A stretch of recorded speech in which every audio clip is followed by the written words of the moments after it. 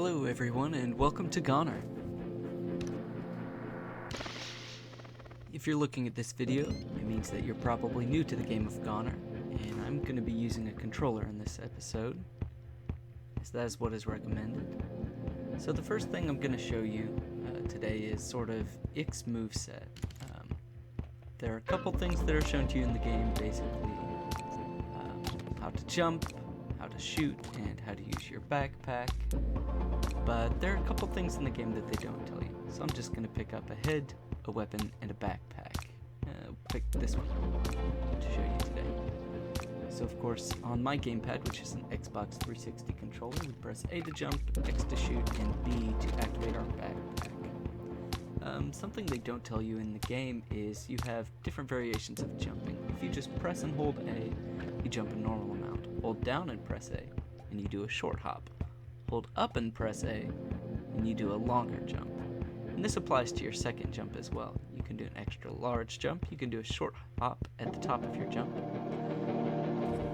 In addition to jumping, you also fire your weapon differently depending on if you hold the control stick normally or if you hold it down. So holding it normally gives you some recoil, even in the air, and then pressing down can eliminate that recoil. So another thing that they don't tell you in the game is that you can drop your items. If you hold down and then press B, you drop your gun first, your head, and then your backpack. Then when you pick these items back up, your backpack cooldown will be reset, so you can reuse it, even though it is a little bit dangerous to try and attempt this in an advantageous way to get rid of enemies close to you.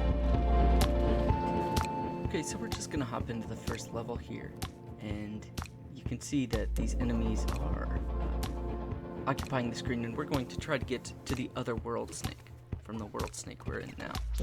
And the best strategy for scoring the most points is to kill every enemy that you can safely in a room while still keeping your combo. So I see a lot of people ask about these purple glyphs, these purple squares that you can see in the top left hand corner of the screen. Enemies drop these after you kill them, and specifically every 5th enemy that you kill will drop one. If you take a look at the top right hand side of the screen, you can see that we have one purple skull, which means that we've accumulated one rune on our combo run just now. So it'll fill up every 5 enemies that you kill will cross out one of those skulls, and on the 5th one you kill, that enemy will drop a rune. These runes and the combo meter combine to give you a higher score per the amount that you have in each. And so you don't actually have to kill an enemy each time to keep your combo meter running. You just have to have that to cross out the next skull.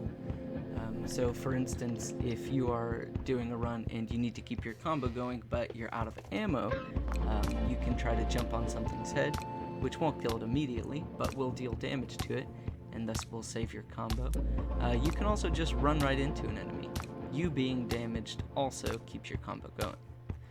Additionally, if you just spend time in the bottom of the world snake, your combo will wait for you at the end until you're ready to travel into the next room.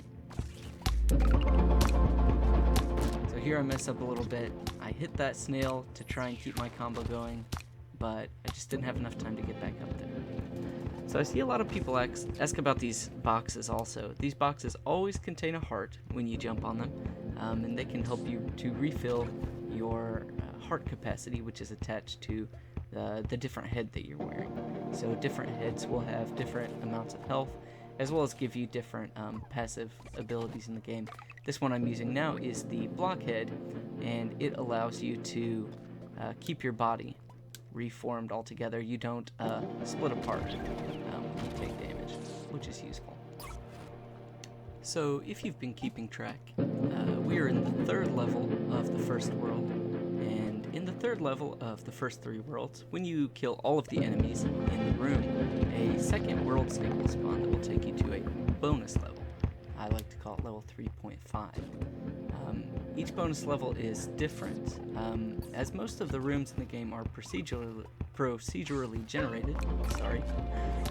This room is not. The enemy placement will be different, and the glyph placement is different, but the room itself serves the same function, which is you are trying to jump on the heads of these enemies to get all the way across the room to unlock a new head.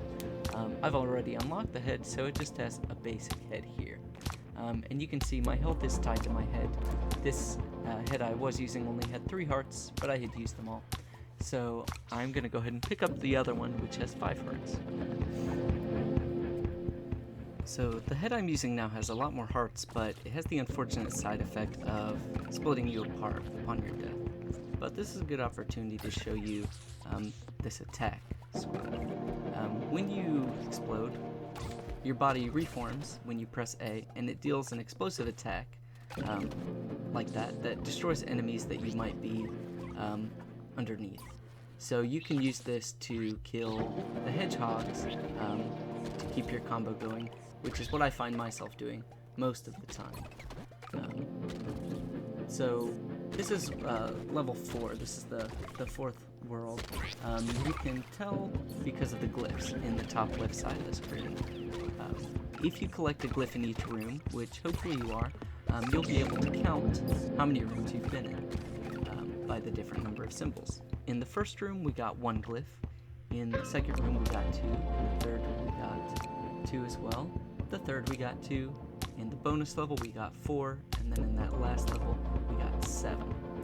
So, on the 5th level, the last one was the 4th. This is the 5th level, is the shopkeeper. The shopkeeper has these lamps on the ceiling of his store that you can use to keep your combo going. They refill your combo meter, and they will drop glyphs, but they do not count towards your score.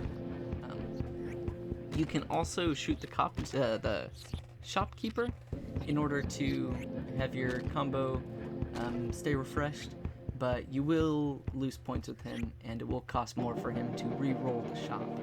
So this glyph above his head means that we can press B and re-roll the shop. So we can pick up different head, different weapons, different items.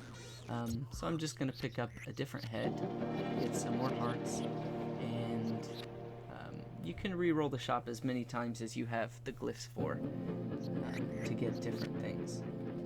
And every time in the shop, it's only going to have different things that you've already unlocked, except in some special cases. So this is a boss room. There's that little cutscene before every boss room that's different for each boss. These bosses fly around and they drop minions. And what's important to know about these is that if you attack them and they are coming after you, sometimes you can stop their attack. If an enemy is taking damage, even if it touches you, there's just like a frame where you can stand where an enemy is as long as it's taking damage and remain unhurt by it.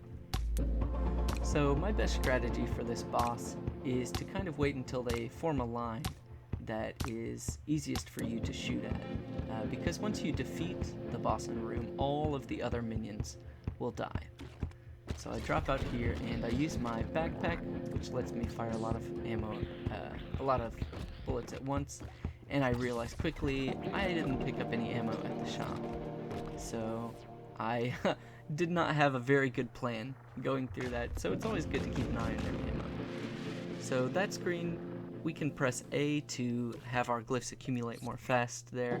If you have 6 glyphs in the first world, you can use them to respawn and show up back here with this shopkeeper. You can collect your equipment for free and have another try at the level that you died in. If you choose that you don't want to respawn for any reason, you can press the fire button, which in my case is X, in order to kind of skip that. You choose not to continue. And this is not that important, except if you're trying for your newest high score and you want to keep your glyphs, because each glyph is worth 100 points at the end, and you know you won't have enough to respawn, you can press the X button to forego using any of those glyphs in order to keep them for your final score. see there is a ghost, and this ghost is like a fairy kind of creature that you can pick up, and he will wield a gun for you. This is only available in this room. So I want to show you another tip with this boss. If you have the Time Stopper backpack, which you can find in the first levels, you can pause time while the boss is beginning its attack, and it will reset its attack animation. It'll no longer be mad at you. So you can use that if it's charging you and you don't think you'll be able to get out of the way, or you can just kill it. So that's how you beat the first boss in the game. Basically, every person's probably going to do it a little different. That's just my best strategy for it, is to try and line them up and take them out, or use that Time Stopper backpack. So this level is in between worlds. This is where Sally is. And you can talk to Sally by pressing X, but note that in this room you can't fire.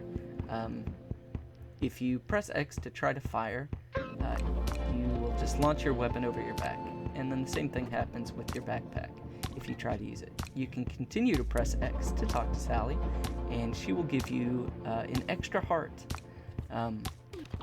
And then if you approach Sally with full health, she will give you extra ammo for your clip. So you can get an increased health pool and an increased clip size by sort of standing next to Sally, turning away from her, pressing X repeatedly until you get the extra heart, then going and picking up your weapon and collecting the extra clip size.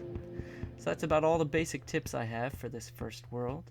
I hope you all found this useful, and we'll see you in the next one.